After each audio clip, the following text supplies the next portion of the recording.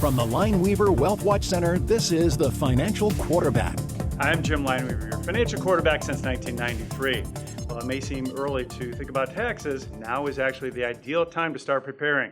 By the end of the year, your options for making adjustments will be limited. So here with some planning tips for the last quarter of the year is Mark Sipos. He's the Director of LFG Tax Services. So Mark, where should we start?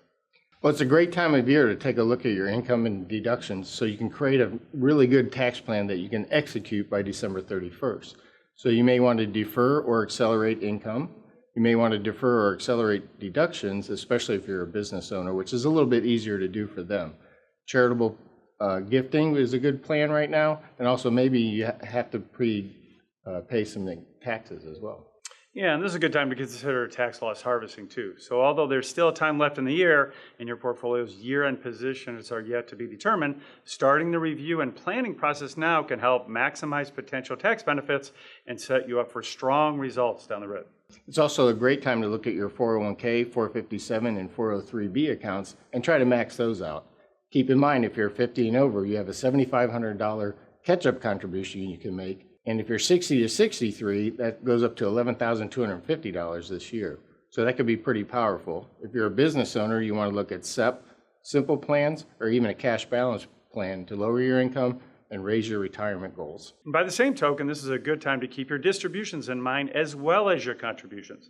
If you turn 73 this year, you'll want to make sure that you have a plan in place, because if you don't take a distribution this year, you're going to have to take one by April 1st of 2026 and another one by the end of the year, possibly causing you to jump up a bracket and pay more for your Medicare premiums. And speaking of distributions, if you are 70 and a half, you can do a qualified charitable deduction or QCD. This allows you to take money right from your IRA to your favorite charity and get a deduction without having to itemize. And this is also a good time of the year to consider backdoor or Roth conversions for those whose income is above the Roth income phase-out.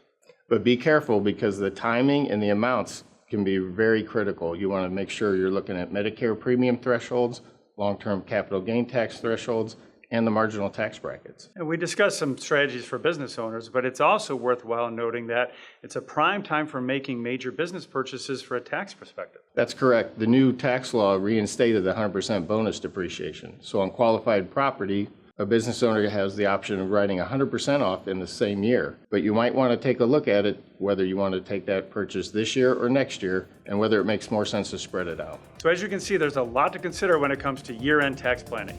It may seem early, but this is the best time to plan for next year's questions.